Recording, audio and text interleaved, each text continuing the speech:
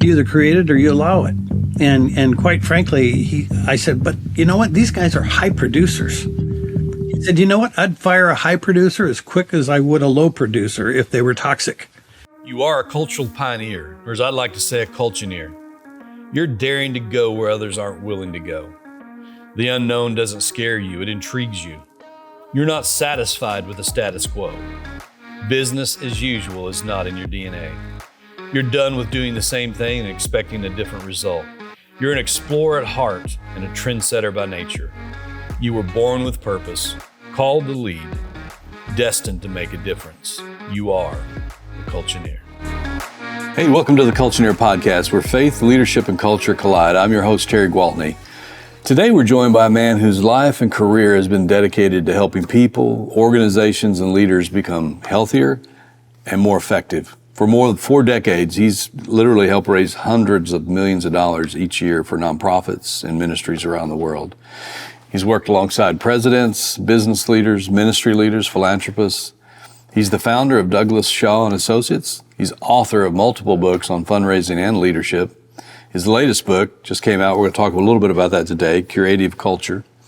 But beyond all these accomplishments, he's a husband, a man of faith, a lifetime learner, a fly fisherman, and someone who believes leadership is ultimately about serving others, and probably more importantly, a lover of Jesus. So, Douglas Shaw, welcome to the Culture-Neer Podcast. Oh, thank you, Terry. It's really a privilege.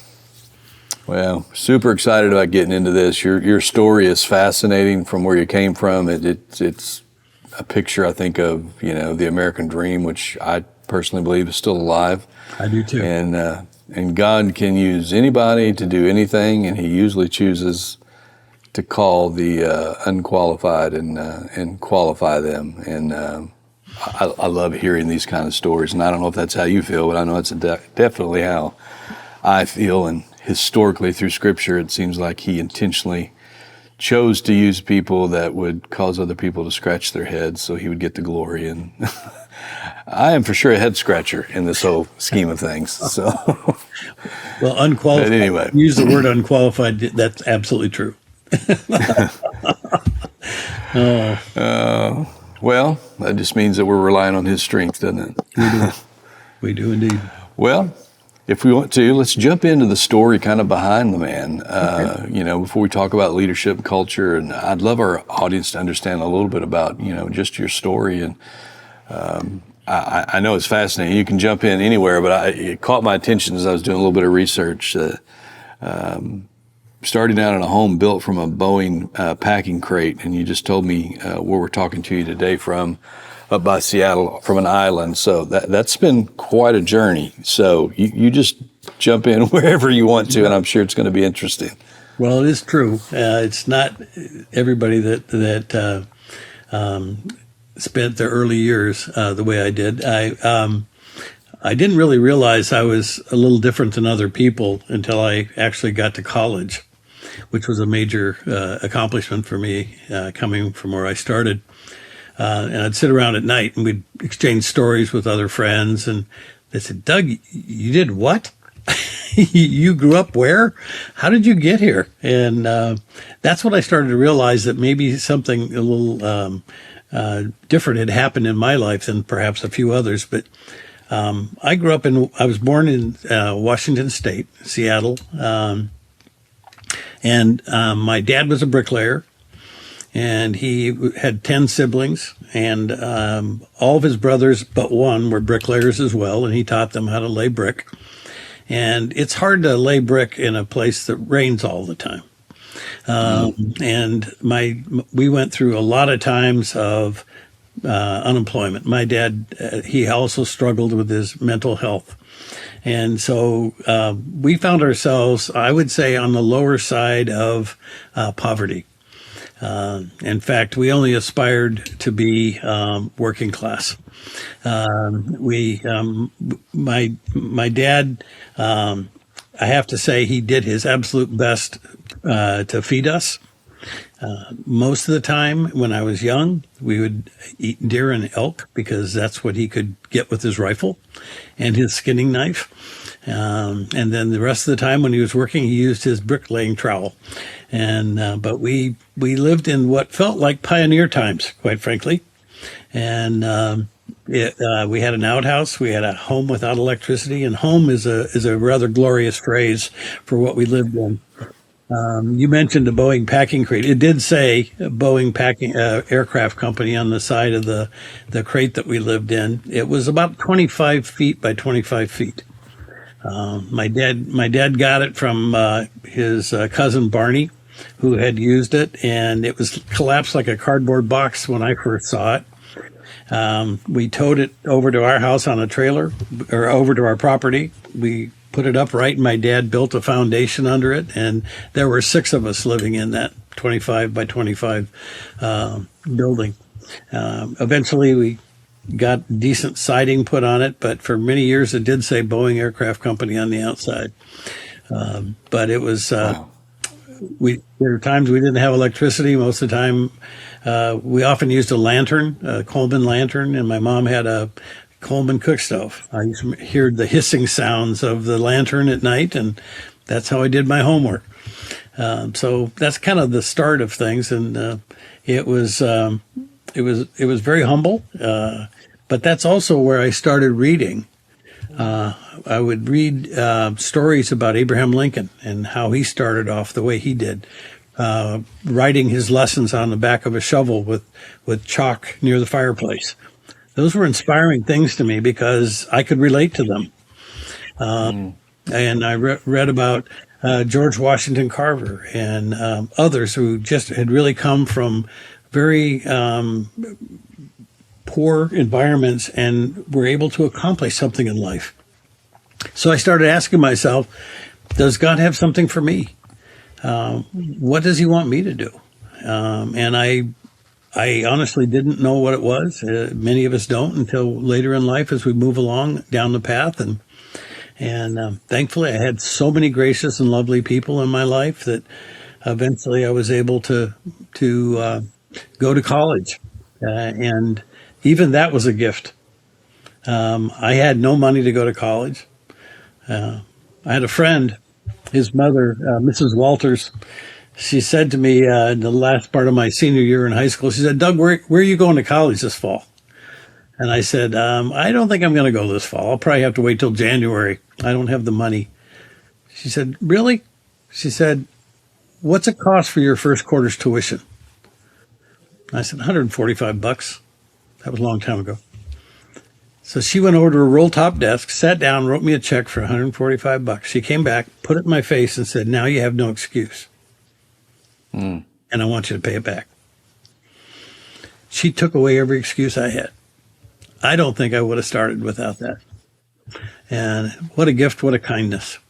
And so I went on. I started college, and I was fortunate. I was able to go to Simpson College, a Christian college in San Francisco. It's now in Redding, California, where I got a very good underpinning in my Christian faith.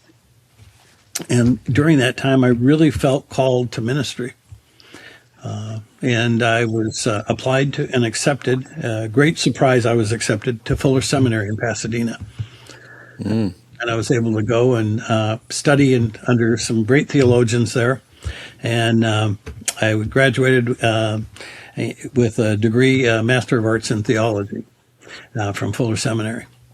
Now, still not knowing what I was going to do, because in that process, the Lord really showed me it was not a call to the pulpit, and it was not a call to the mission field. And at that time, I didn't realize that there were a lot of other ways you could serve and a lot of ways that we could express our faith. But I had no idea I was going to get into the arena I ended up in, which was I was right out of seminary. I got a call from a friend in Amsterdam. And he said, "Hey, Doug, I'm moving back to the United States, and I'd like you. I know you're not going to be a pastor. I know you're not going to be a missionary. But," he said, "I'm working in an organization, I think, where you could express your gifts." He said, "Would you come be my assistant?" And so I moved to Chicago and joined an organization called World Relief, and they started sending me all over the world. As I toured and I saw all these places that had incredible need, I really started to have a growing sense of I really need to let people know what's out here. I really need to tell the stories of people's lives and how challenging it is for them. This is where my own upbringing allowed me to have authenticity, because I understood some of the entrapment of poverty and the hopelessness that comes with it. So I started raising money for World Relief, and I got recruited by an agency that raised money, and eventually I formed my own company over 30 years ago, Douglas Shaw and Associates, and we raise, as you suggested, we raise money for a lot of great ministries and organizations throughout the country, and it's been a real blessing. Wow. I think it's so interesting, so many people are looking like, I don't know what my purpose is in life. And so because they can't figure it out, they chase the wrong things and end up letting somebody else define success. And then when they attain it, it's just empty. But how God tends to use, if we will look, all those clues are in our past, and how those things are always used to help shape us. And prepare us really for what we're really intended to do. It sounds like that's exactly what happened with you. Well, I have to admit to a great period of confusion, Terry. I was in seminary, and I felt like I was being called to the pastoral ministry. And I was married at the time, and my wife said, I can't be a minister's wife. And I was devastated, because I'd gone to college, I'd gone to seminary, anticipating joining into the pastoral ministry. So I called my mentor, who was a pastor, and I said, Tim, what do I do? My wife is telling me now I'm here in the middle of seminary, and she's saying I cannot be married to a minister. And I got some of the hardest news of my life. He said, if she's not called, you're not called. I said, it can't be that way. That is not how this works. He said, no, that's exactly how this works. If she's not called, you're not called. There wasn't a big market for divorced evangelical pastors. I'm sure. So that put me into a lot of questioning. And it was in that time of questioning, I decided, I really believe God is speaking to me through this, that he is redirecting me. I changed my course of study from that of pastoral ministry to studying things that I really liked, like church history, and as well as theology. I spent more energy there than on the pastoral side of things. I did go ahead and finish. I felt very strongly I should finish my theological study. And then shortly after that's when I got my call after graduation from Amsterdam. I was being prepared. I had no idea how the Lord was going to do it, but his direction was pretty in my face and clear. I didn't have to listen very hard to, if she's not called, you're not called. But that was very confusing and very painful. Yeah, it was not an easy time. How long had you been married at that point? I'd only been married about 7 years at that point in time. And I will say that that marriage did not last, and not for that reason. But I am in a second marriage, and I'm very, very happy and very supported. So how did your faith shape your philosophy of leadership through all that? Well, I think that while at seminary, I had a real privilege of sitting under some pretty interesting people. I don't know if you know the name Max Dupree. Well, Max, he was the chairman of the board, CEO of the Herman Miller Corporation in Zeeland, Michigan. He was also the chairman of the board of Fuller Seminary for 30 years. And when I was there, he was teaching.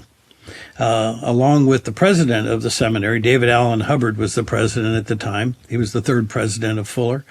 And they team taught a course together that changed the way I thought about leadership. They taught a thing called the Institute for Christian Organizational Development.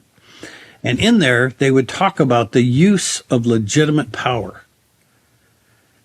And I didn't know what that meant. I remember taking notes feverishly about everything they said in this class together. I mean, to sit at the feet of Max Dupree is an incredible thing. He wrote the book Leadership Jazz, Leadership is an Art, and others as well on leadership, and lived out his faith in the workplace very, very much so. He passed away in the 90s. But I had the privilege of sitting there, and I remember later talking to David Allen Hubbard, the president, at an alumni event, and I said, Dr. Hubbard, you use the phrase legitimate power. That implies illegitimate power. What did you mean? And he said to me, you've read Robert Greenleaf, haven't you? I said, no. He said, oh, you must pick up a copy of Robert Greenleaf's Servant Leadership, A Journey into the Legitimate Use of Power. And I said, well, I'll have to do that. Well, I knew I didn't have a book budget, so I wasn't able to buy one right away.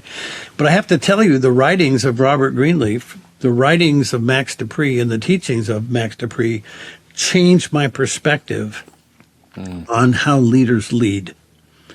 And I came to realize the book Servant Leadership, which David Hubbard was referencing and he and Max taught from during this institute, we're really looking at the concept that was forming in the 1970s of servant leadership. And Robert Greenleaf wrote extensively, or spoke extensively about it. He was a lineman at IT&T, and which became AT&T. He was the right-hand man of the president of AT&T, and the president would dispatch him to go to problem areas in the company and have him observe and help to make changes. And he specifically asked the president, don't task me with anything, just send me. So Robert Greenleaf would go and he'd observe what was going on, and he started to realize that true leaders are those that first seek to serve.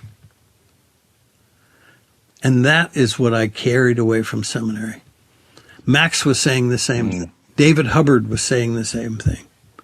David Hubbard had a photograph on his wall in his office of a cross surrounded by barbed wire. It had been a photograph that someone had taken in Latin America and given to him. He said, we here at Fuller, our job is to take down that barbed wire fence so that people can get to the cross. But he also understood that he didn't do it through raw power. You did it through servanthood. And that impacted me greatly in terms of how I wanted to work and how I wanted to live. But I didn't encounter that early on in my own work life. I ended up getting recruited and working in agencies that, to raise money. And I have to say, I had some very difficult work situations.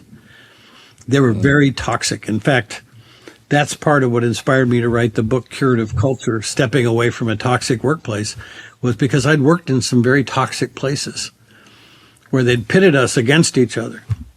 I was a vice president in an agency, and they thought that they could get more out of us by goading us one against the other to outperform and get greater profit. It didn't work. What happened was people would start leaving the company. The good people would leave. And those that would stay were toxic people. And it's interesting that most people know what the word toxic means without much definition. But what I discovered was that there was really no one-word antonym for toxic. And so I started looking into it. I started thinking, what would an antonym be for that horrid word that we all know and most of us have experienced? In fact, I spoke to 1,300 leaders last summer, and I said, raise your hand if you've never worked in a toxic environment. One hand went up. And somebody at the table leaned over where that one person was sitting and said, she's lying.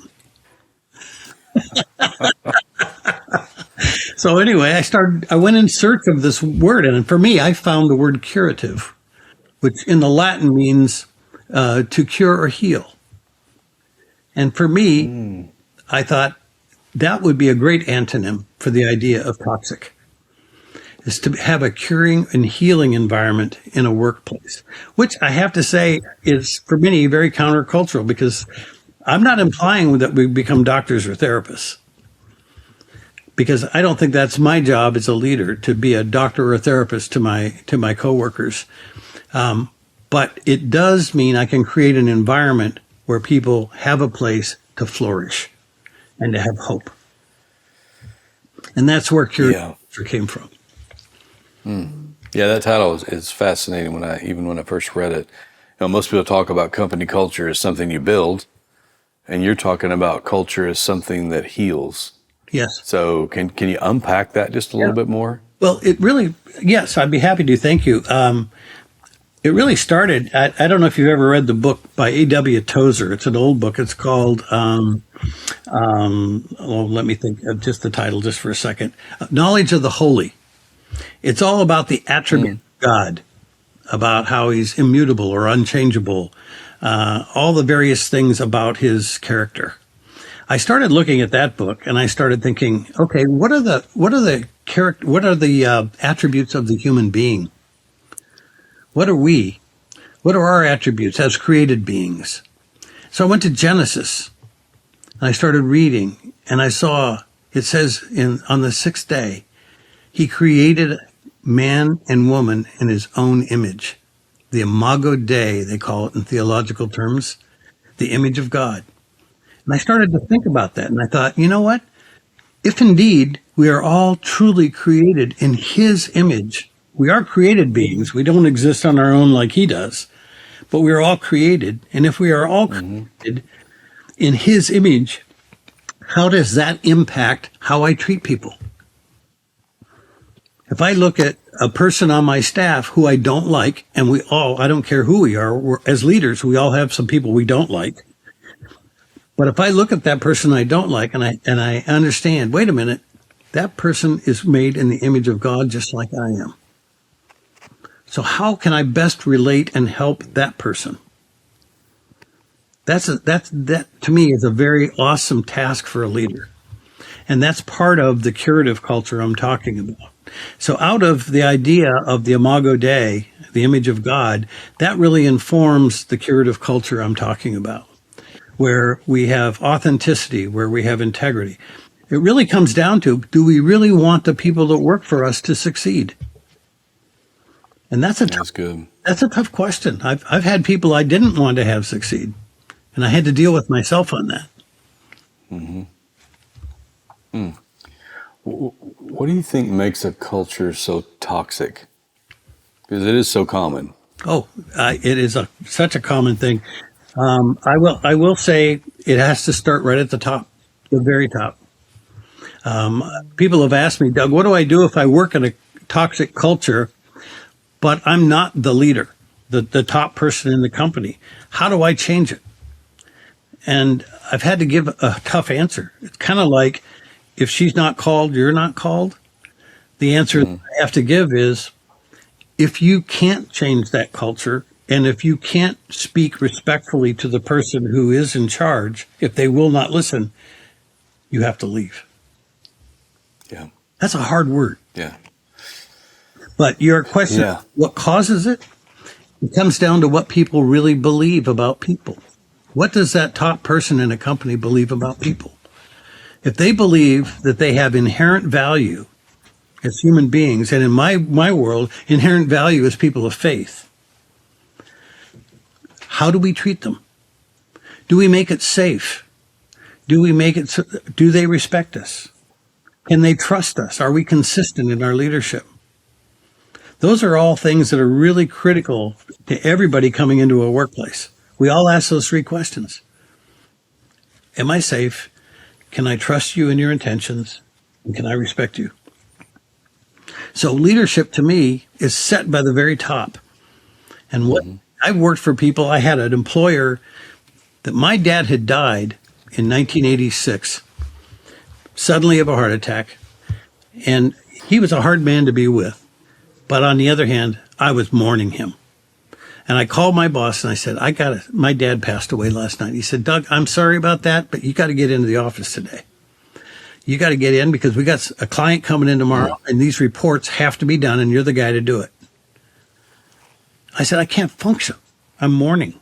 I'm grieving. He said, get in here. Now, to me, that defined toxicity. Here was a person who really didn't care about people. He cared about what they could do. Yeah. And quite frankly, it informed so much of what I wanted to build in my own company. Yeah, so many people, we interview so many people, and one of the most common comments that I hear over and over is, I feel like a number where I'm at, which is code for I don't feel valued. Absolutely. It's not about who I am, it's about what I can do. And if we only as owners or business leaders compete with a paycheck, that's just a commodity. It's going to be very difficult for us to be innovative and at the top of our game because we're competing on the same level as everybody else. I think we create cultures that customers demand and employees refuse to leave, and that becomes a competitive advantage. And, to what you were saying a while ago, I just, the culture that we have, or the culture you have if you're listening today, is either a result of what you created as the leader, or it's what you've allowed. And that's really straightforward, but that's just the black and white truth. And so too many of us maybe are in an organization and we don't like the culture, but we need to go look in the mirror. We've allowed it. It's happened organically, or you've intentionally created it. And really, in a lot of ways, only you can bring about that change that's going to cascade and scale, throughout your organization. And but man, it is so important. It's a frightening thing too. As a leader, it's frightening. I had a situation, Terry, where I had two employees that were really causing issues in my company, and they were respectful of me in my presence, but when they weren't in my presence, they were really tromping on other people in the company. And I remember getting some counsel, and a good friend of mine who does leadership coaching came to me and he said, Doug, if you don't deal with this, people are going to start thinking that you approve of it. That, I thought, I don't approve of that. They go, well, you're allowing it, which is what you're talking about. You either create it or you allow it. And quite frankly, I said, but you know what? These guys are high producers. He said, you know what? I'd fire a high producer as quick as I would a low producer if they were toxic. Yes. And I sat there and I thought, that's one thing to say, but my goodness, our clients love this guy. And so, but he said, you either deal with it or people are going to think that you approve of it. I dealt with it. And you know what? It didn't hurt my company. It did not frustrate my clients. What happened is, in having that person move on, and I did it in a way that was tasteful, and it was a way that those people decided that it was best for them to move on given the situation. Other people had opportunity immediately and rose up and stepped in, and the company became even stronger. But that is a big fear, and I've done. I've had conversations with other leaders that say, I have high producers. I can't let them go. My clients love them. There is a big risk, but you know what? It's worth taking the risk. For sure. And I think sometimes it would help. We look at those situations because that's a real struggle. I mean, that's a reality that we deal with every day. Absolutely. I think the challenge is we look at things too short-sighted. This is what they're doing now. And, if I remove them, this is how it's going to cost or hurt me now. Yes. But we don't factor in the long-term ramifications of those people being around, which is undermining everything you're working so hard to build, undermining all the teamwork, destroying the morale. And eventually, we know a toxic culture doesn't stay in our office. It ends up following us home. It sure does. And just the same way a curative culture, in your case, does the same thing. We show up better as a husband, as a father, in all those areas because of the environment that we're in. And there's a high price. It's just a matter of whether you're going to pay that price now or even a bigger price over a longer term. So you're better off just chop the tail off all in one whack and move on. I totally agree. I had a woman come into my office one day that she's been in my company quite some time. And I don't know about you, but I know for many leaders, when you have an employee say, hey, can I meet with you? And you don't normally meet with them. I'm thinking, oh, I wonder what I'm going to hear.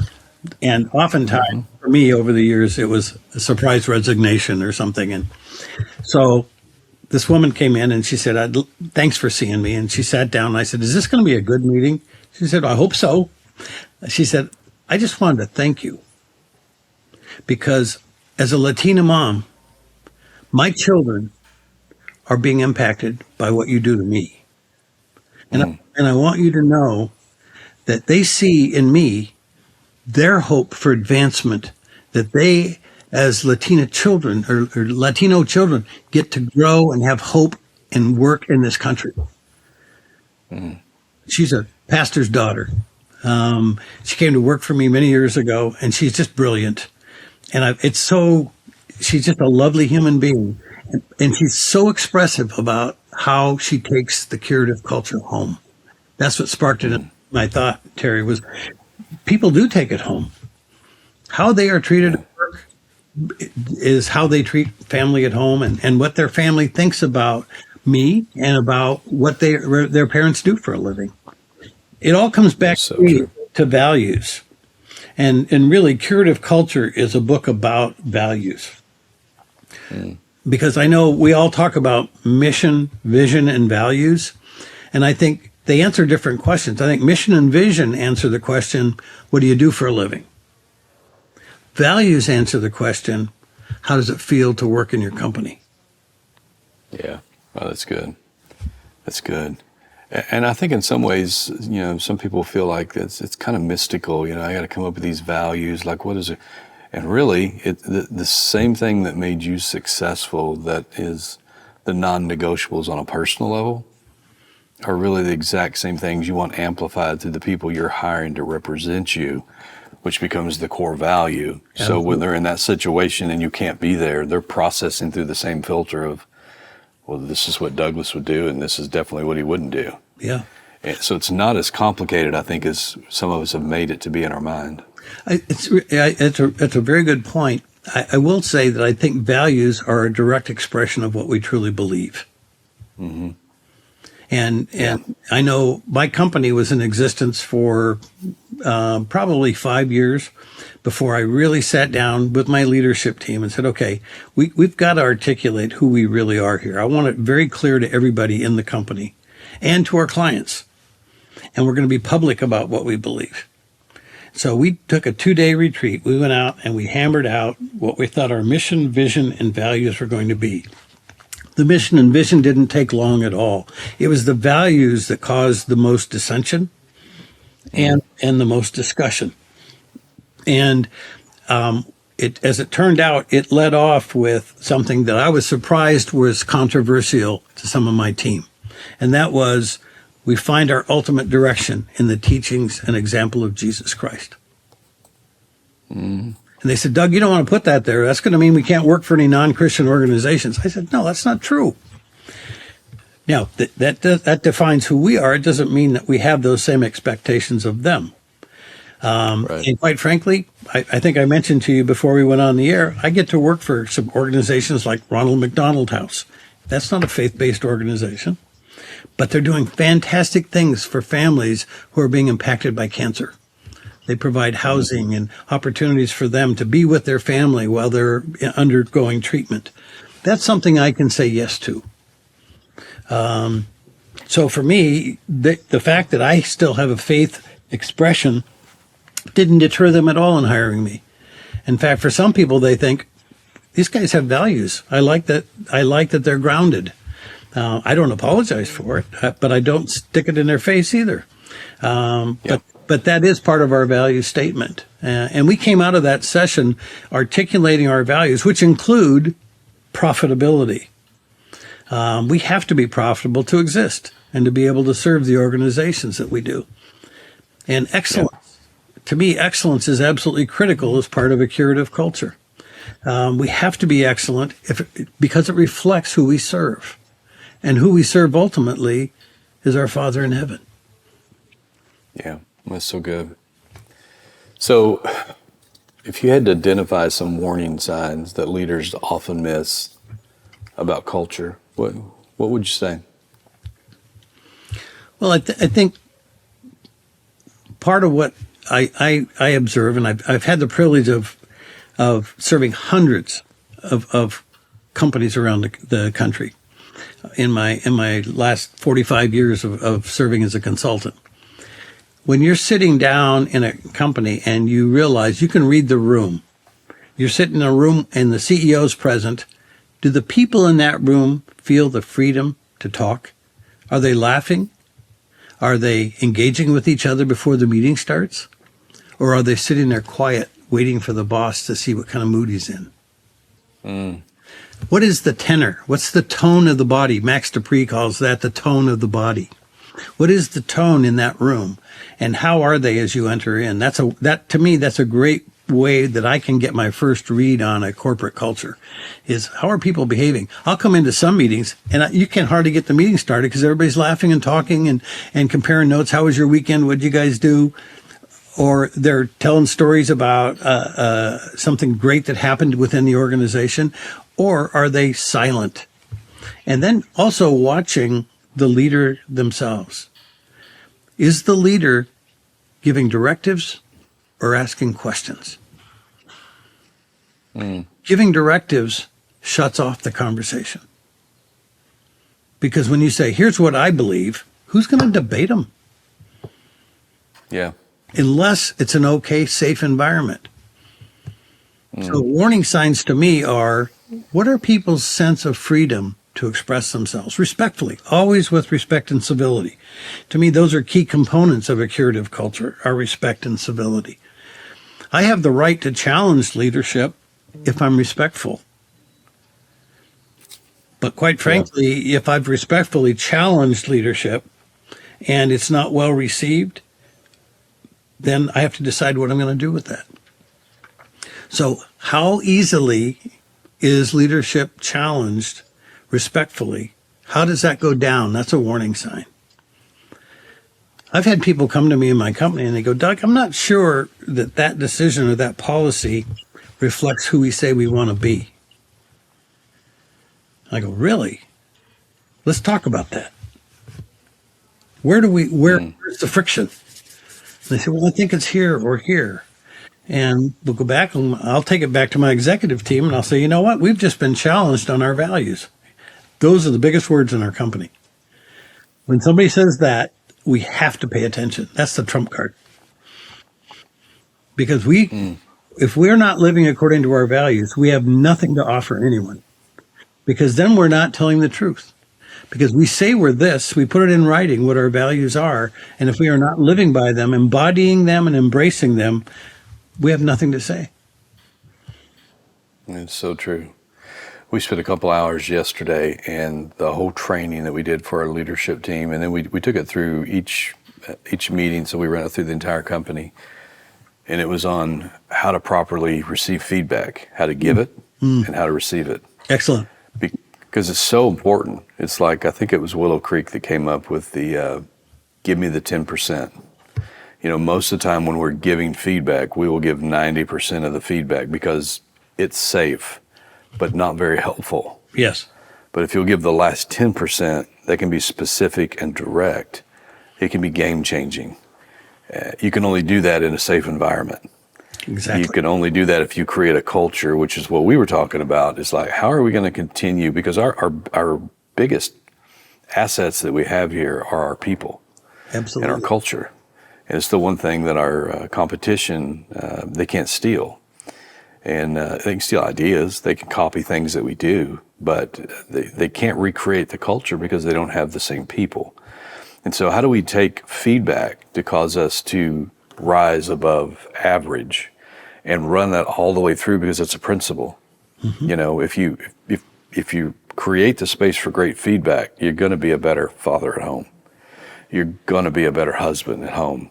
If you get feedback from customers that you didn't win their trust, even when you lost it, and you didn't get the deal, the feedback you can receive from that it can pay you far more dividends in the future than what it did on what you lost on that one particular job. But it all comes down also to what you were saying a while ago. It's not just directives. It's the people that I find that make the most money, like in sales, are people that ask the best questions and are the best listeners. Absolutely. And it's the same way in your feedback. Well, the thing I like about questions, Terry, is that it says, I really care about what you think. As opposed to, here's what I think. It's, what's your perspective on this? How would you handle something like this? And this is not a trick question or a test. Give me a sense of how you would handle this, or if you have another take on it, because I need some help. Vulnerability in leadership is so critical. We need to lead from our weakness. We need to say, hey, I got a problem and I need some help with it. Can you help me with this? That says I don't know everything. That's very different than, hey, I'm paying you and I don't want you to bring me problems. That's a very different attitude than saying, I need help. I'm not getting this done the way I'd like to. And to me, in a curative culture, what we're doing is we're saying, I need you here because I do value people more than anything. Some people say, no, wait a minute, it's not about that, it's about profit. And I'm saying you got it backwards, because I think, for example, in my company, I've got an average tenure of 9.5 years for employees. The national average 3.9. My clients, 9.5 years. That's how long my clients have been with me, on average. People hang around. I've had so many people quit and come back. Not only clients, but employees, because they realize it's not like this out there. It's not safe out there. Not that we're perfect by any stretch. And I'm not at all trying to send that message. What I am saying is, if we can say, here's our weakness, and when someone does give me that 10% that you're referencing, and if I can say, you know what, that hurts, but I think you might be onto something here. Let me ponder that, okay? Mm-hmm. That legitimizes that person's input. Absolutely. And I think, the key to that is you have to have a secure leader, and notoriously, us as leaders are insecure in certain areas of our life. Oh, yeah. And I think the most insecure staffs not to their weakness, which is what they should do. They'll staff to someone that makes them look better, which will always agree and be the yes person. And they'll never be able to rise out of the mediocrity or being average, because they truly have not staffed themselves with people that can really help them, that are smarter than them, with more experience in those areas, because of their own inferiority, their own insecurity. Yep. And so what you're talking about is someone that can say, you are here because I recognize I can't do this on my own and I need your help. Man, if you can start leadership from that approach and create that kind of culture, well, I'm totally you can dominate. I'm totally unqualified to do what I do. I never. Me too. I have to tell you, I was a failure at math in school, and yet I spend a good amount of my time looking at reports, financial reports for my clients, for my own company. And if I didn't have good counsel around me, I wouldn't know what to do with it. But I have to tell you, I've actually learned a thing or two over the years, and it's been kind of fun that now I can say, you know what? My math teacher, that when I left Algebra 2 in the middle of the semester, he said, Doug, you're slamming the door of life in your face. That's what he said to me. And I thought, I've looked back on it many times over the years thinking, you know what? I'm sure he felt that. But quite frankly, I just wasn't plugged into what he was doing. I learned differently than how he was teaching. And I learned math by experience, not by theory. And so I had to understand how I could deal with things. And so what I ended up, I'm not qualified to do much of what my company does. It's a better company today. It is. It's better my company is better today at raising money because I have so many other people that know how to do it. Now, I started the company. I was the only employee. I understand that, and I am the founder. And I'm grateful that I was given that opportunity, and I had people that trusted me to raise money for them. And I'm grateful that God blesses our work and that we are able to raise so much for so many. But I can't do it on my own. There's no way I can do it on my own. The whole AI thing, the digital, I have a whole department, a whole division that's nothing but digital, and I have another one that's nothing but analytics. I don't know how to do either one of those in the way they can. But they know, and they know that whatever we do, we're going to do according to the same values as every other aspect of our company. So that key. Drive them as well. So key. I know the answer to this. Maybe you could give just a couple of tips on, can a damaged culture be restored? I would say yes, with a lot of hard work, but can you give some tips of somebody sitting there and it's like they're having this epiphany, like, I've allowed this or I've created this and I don't like what I see. I don't like what I'm experiencing. Yeah. What would be some pointers? Well, first of all, I think, again, we're talking about the top leadership, and that's where it has to be. If it's not the top leadership, I don't know that it can be repaired. Let me just tell a real quick story, and I think it's relevant. A good friend of mine who was the pastor who told me, if she's not called, you're not called. He was asked to go take over a small country church in a cow town in Washington State. And he was told when he took it by the denomination, it's likely not going to work. It's going to fail. So don't carry that weight on your shoulders if it fails, okay? But go do what you can do. So he goes to this country church, and there's an elder in this church. And this elder was the biggest toxic force in that church. And this pastor had the freedom, because he had been given the freedom, to stand there and say one day to this elder, he says, I know you're the biggest contributor in this church, but we don't need your money. And unless you have a change of heart into how you are going to interact in this church, we don't need you in this church either. Oh. This man was in his 80s, this elder, and it absolutely broke him. And I had the privilege of attending that church after the breaking. And we were on pins and needles listening to Bert pray. He would stand up, he would put his hands in the air, and he'd say, oh God, we need you so. I need you. And he would go into these long, deep, heartfelt prayers that just blessed everybody in the congregation. He had been through the breaking process. Somebody had the courage to express reality to him. And to me, that's one of the first tasks of a leader, is to express reality. Yeah.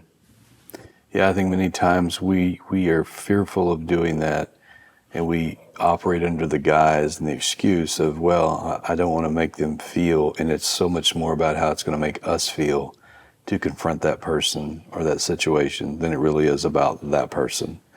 And if we can get ourselves out of the way, which I think is true servant leadership, then you literally can tell somebody and speak into their life something maybe that nobody else has the courage to do that could change the trajectory of their legacy forever.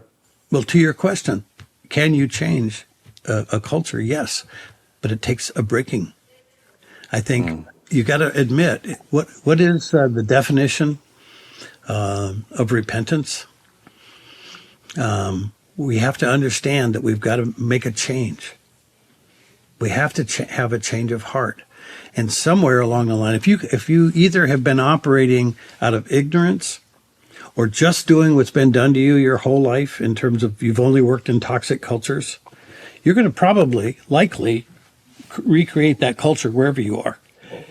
But at some point, if you are listening, and I think that's so key, is are we listening as leaders and asking ourselves, who are we really and what do we really believe about people? To me, that goes back to the Imago Dei. Are we all created in the image of God? Are we treating people with the respect that God treats us? Are we treating people with the love that God treats us? And if we're willing to say, okay, my company is not really what I'd like it to be today, I need to make a change. I'm not getting much out of it anymore. To me, it's no longer enjoyable. I feel like maybe something gets lost in this place. It's not joyful to me. It helps the leader and it helps the follower to have a sense of, we need to make a change. To me, when I apologize and admit I've made a mistake in how I've created something, do you know how much that invigorates the people I say that to? If they can see me as the CEO say, you know what? I don't think I've been doing a very good job around here lately. I think we need to make a change. Now, what did that cost me, really? The people that observe that, that's a new day for them. That gives them hope. And I think that's one of the primary tasks of a leader, is to give their people hope. Yeah. So good. What's so funny in that is we're not telling them anything they don't already know. Yeah, we already knew you weren't doing a very good job. Exactly. They already know this. I had the privilege of serving. I don't know if you remember. I think he's a great theologian, R.C. Sproul. Mm-hmm. I had the privilege of helping R.C. Sproul raise money for Culture-Neer Ministries, and I remember I was called and we went down and met with his team, and I took my team down and we were in this meeting with his staff, and he wasn't supposed to join us till the end of the day, but right away he came walking in with his wife, and he looked beaten down, and he just looked like he needed some hope. So he came into the room and he goes, "What are you gentlemen doing here?" And the only thing I could think to say at that moment was, "Dr. Sproul, we're here to give you hope."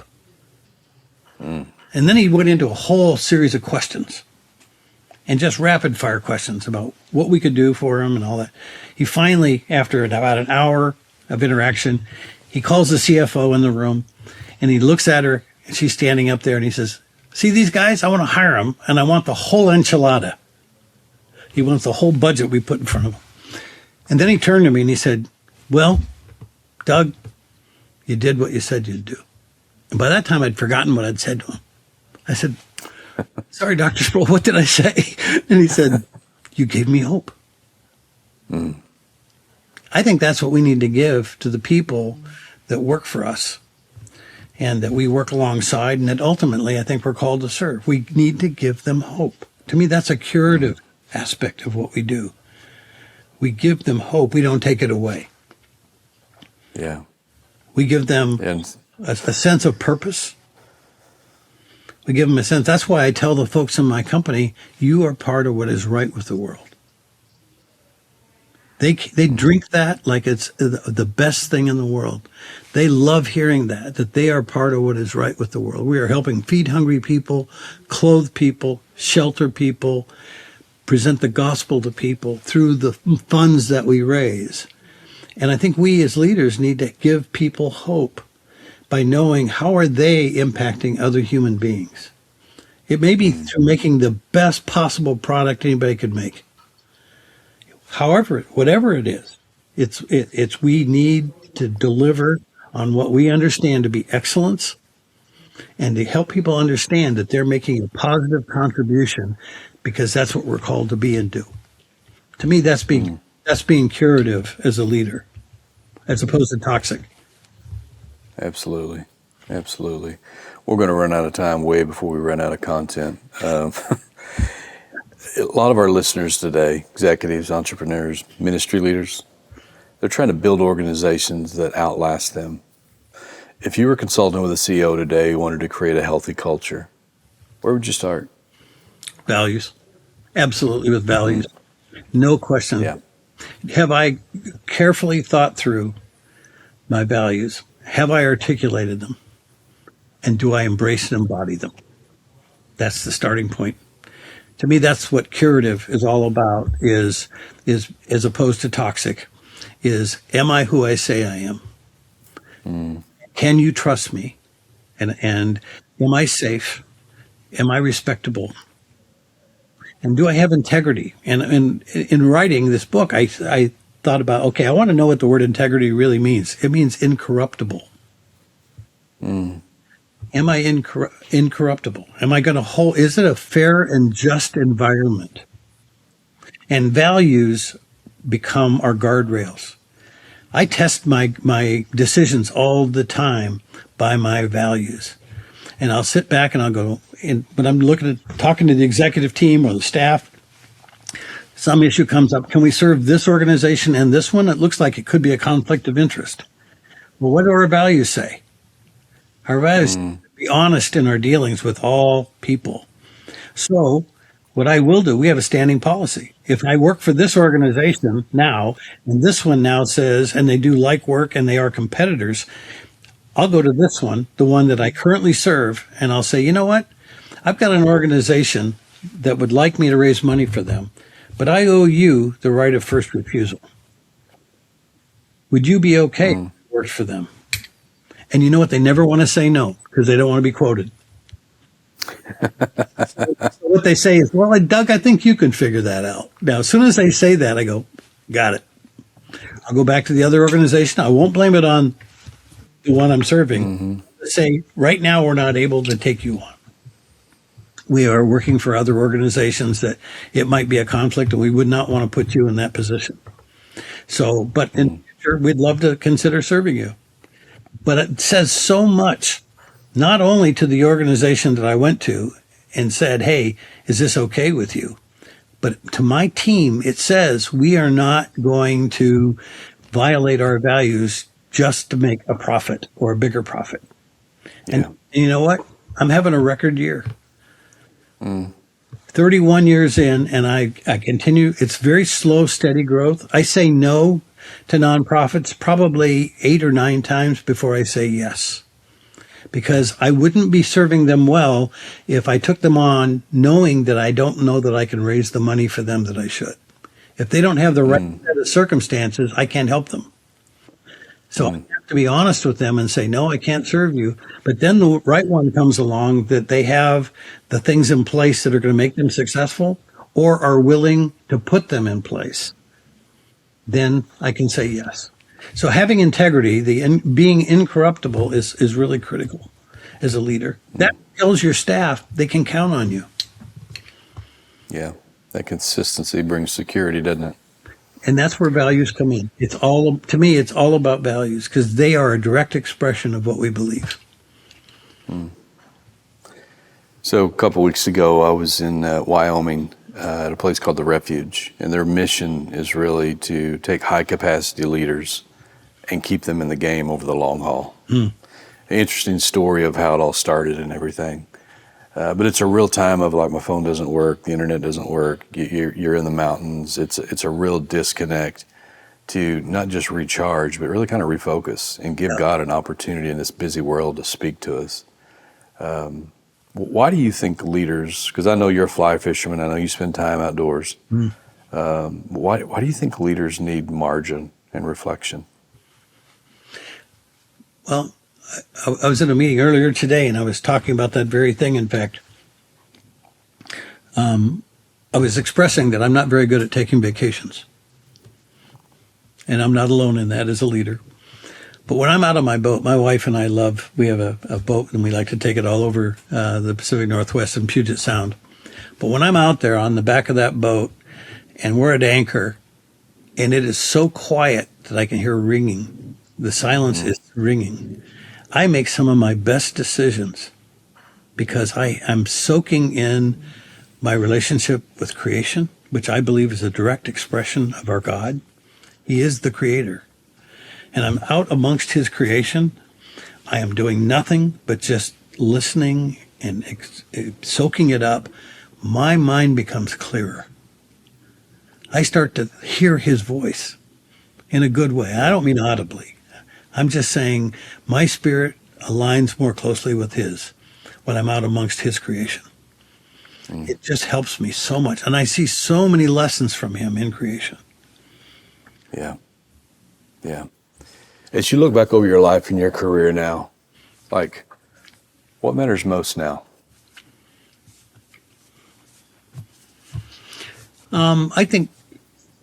I think what matters most is the reason I wrote this book is I want to build into other people. I feel like the Lord has given, for a guy that started off in a Boeing packing crate, I cannot complain about where I am today. I have to tell you, I just feel like the Lord has blessed me beyond my deepest imaginings. I got to sit down and work with Ronald Reagan and Barbara Bush and many entertainment people and all that stuff. I never dreamed that this kid in that Boeing packing crate was going to be able to do those things.